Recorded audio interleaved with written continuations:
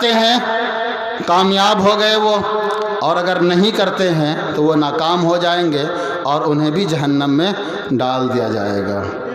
زکوٰۃ بھی ہو گیا۔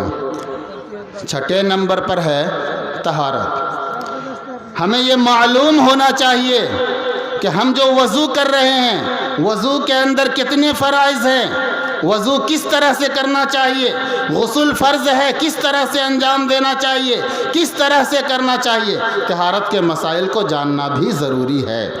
آخری نمبر پر جو بات آتی ہیں وہ ہے حقوق العباد، وہ ہے حقوق العباد، اور یہ سب سے خطرناک مسئلہ ہے، یہ سب سے خطرناک مسئلہ ہے۔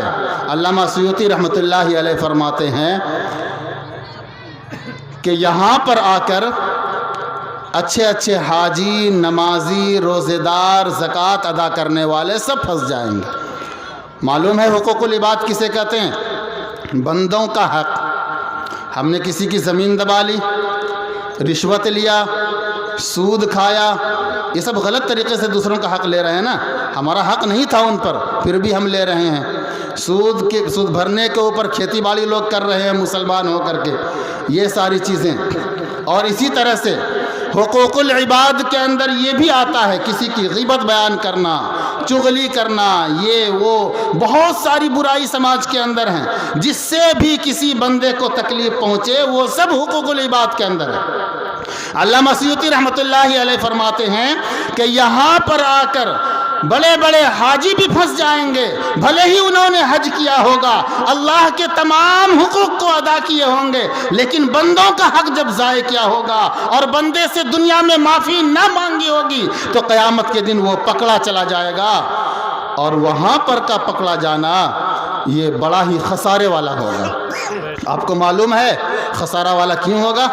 ہم دنیا میں کسی کو نقصان پہنچائیں، کسی کی عزت کو داغدار کر دیں، کسی کی زمین کو دبا لیں، کسی کا مال چوری کر لیں، کسی کے فصل کو نقصان پہنچا دیں، کھیتی باڑی کے اندر نقصان پہنچا دیں، معاملات میں کسی کو دھوکہ دے دیں، تجارت میں کسی کو دھوکہ دے دیں، اس دنیا کے اندر رہتے ہوئے ہم چاہیں تو اس چیز کو لوٹا سکتے ہیں یا پھر اس سے معافی مانگ سکتے ہیں، لیکن آخرت میں جو معاملہ ہوگا وہ نیکیوں کے ساتھ عدل بدل ہوگا، اور نیکی کا معاملہ بڑا ہی پرخطر ہوگا۔ ایک مرتبہ حضور صلی اللہ علیہ وسلم نے صحابہ کرام سے سوال کیا کہ تمہیں معلوم ہے کہ مفلس کون ہے؟ صحابہ کرام نے فرمایا کہ وہ شخص جس کے پاس دنانیر و دراہم نہ ہو وہ مفلس ہے، یعنی جس کے پاس روپے پیسے نہ ہو وہ مفلس ہے، وہ غریب ہے۔ حضور صلی اللہ علیہ وسلم نے فرمایا جب نبی کا نام آئے تو کہنا چاہیے صلی اللہ علیہ وسلم۔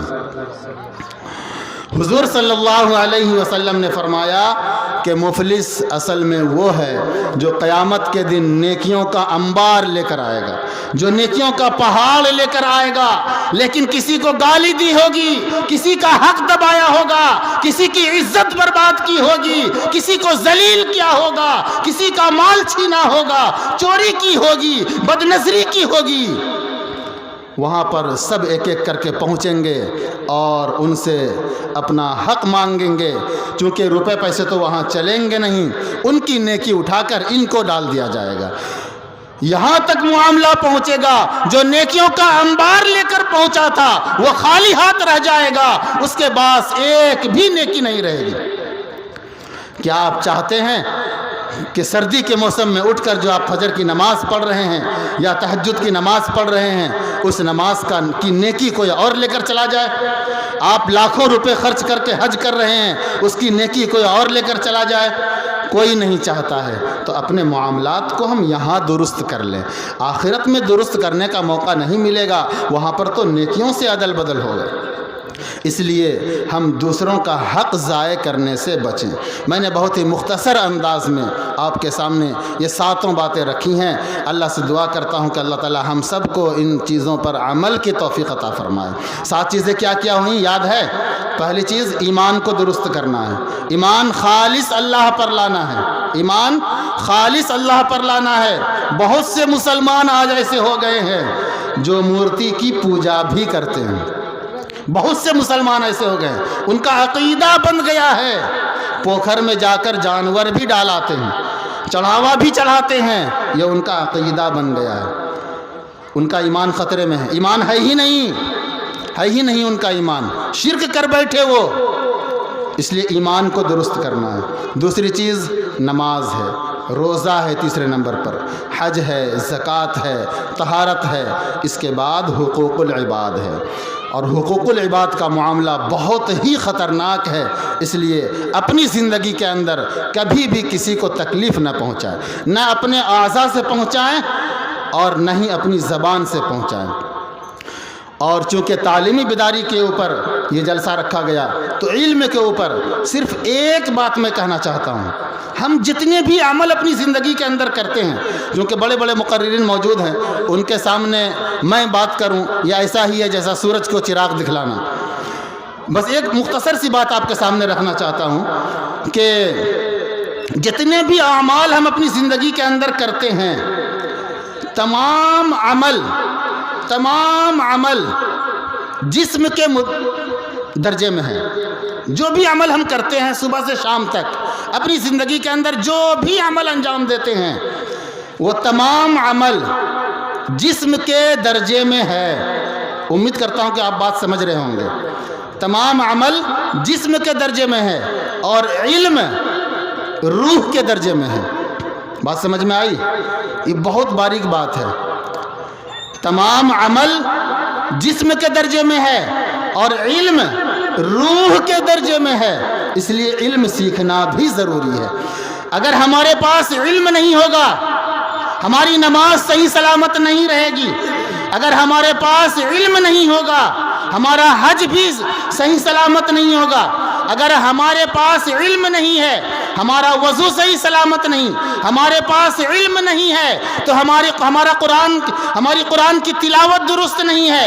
اگر ہمارے پاس علم نہیں ہے، ہماری تجارت درست نہیں ہے۔ اگر ہمارے پاس علم نہیں ہے، ہمارا معاشرت درست نہیں ہے۔ ہمارے پاس علم نہیں ہے تو زندگی گزارنے کا طریقہ ہمارا درست نہیں۔ اسی وجہ سے میں نے کہا کہ جتنے بھی اعمال ہم انجام دیتے ہیں، تمام عمل جسم کے درجے میں ہے اور ان سب کے بیچ میں علم جو ہے وہ روح کے درجے میں ہے۔ جس طرح سے روح کے بغیر ہمارا جسم بیکار ہو جاتا ہے، مٹی کا ڈھیر ہو جاتا ہے، کہ اپنے رشتہ دار، احباب، ماں باپ، بھائی بہن، بیوی، بچے 12 گھنٹے، 18 گھنٹے، 24 گھنٹے سے زیادہ اپنے گھر میں رکھنا پسند نہیں کرتے۔